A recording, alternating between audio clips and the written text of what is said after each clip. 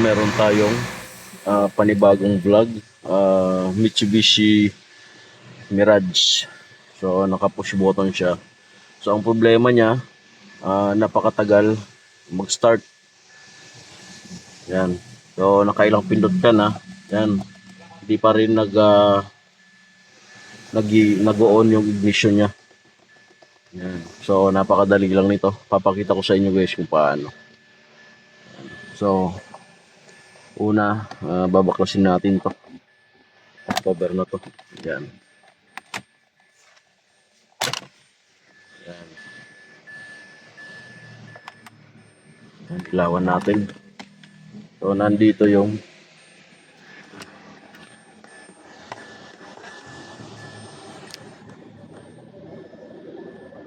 yan. So bubunutin lang natin to.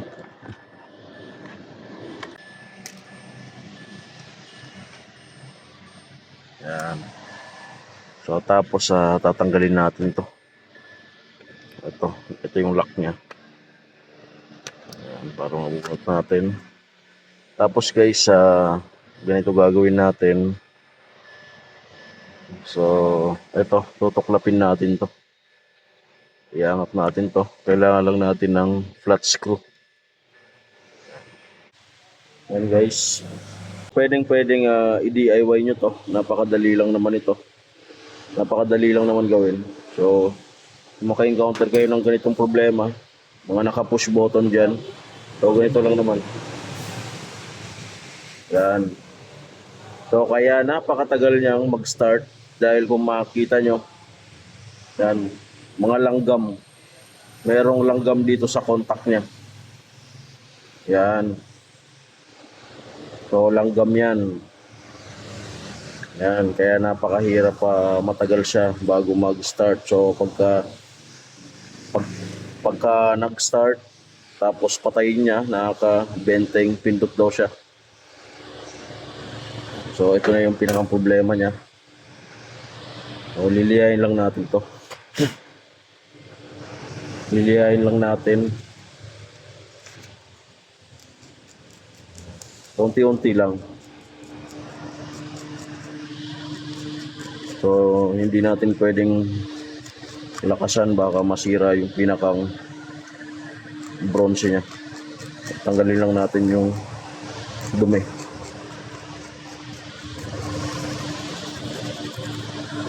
Kung magagamit ito, marami na akong video nito. So yung mga nakaraang video ko, Expander, Montero Sport. So encounter na rin tayo nito. Tapos Honda. So meron tayong mga nakaraang video nito.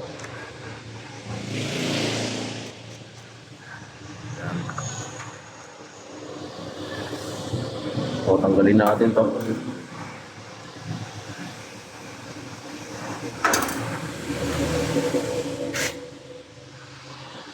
Ito guys, ito yung contact niya rin.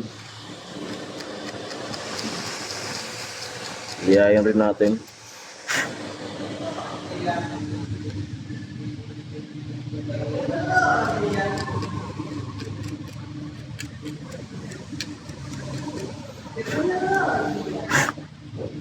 Yan.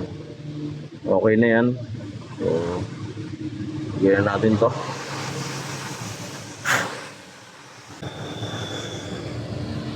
So, ito yung ilaw niya. Yan.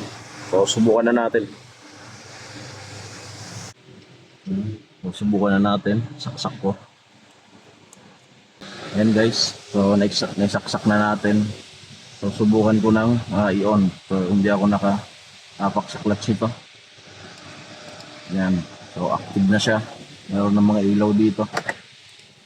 So subukan kong apakan yung clutch. So clutch siya. Manual. Start. Yan. So one click na. Sakay. Start. Bye. So active na siya, okay na. So ganun lang naman guys, napakadali lang naman. So kayang-kaya yung i-DIY to. Saksak na natin.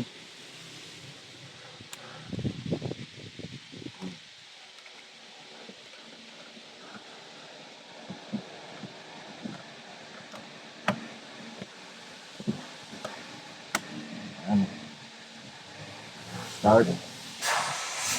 Okay na. So hanggang dito na lang yung vlog ko. So sana masundan nyo. Napaka basic lang naman na troubleshooting nito. So sa mga naka push button dyan, mapa Montero, Honda, expander, so ma-apply nyo to basta naka push button.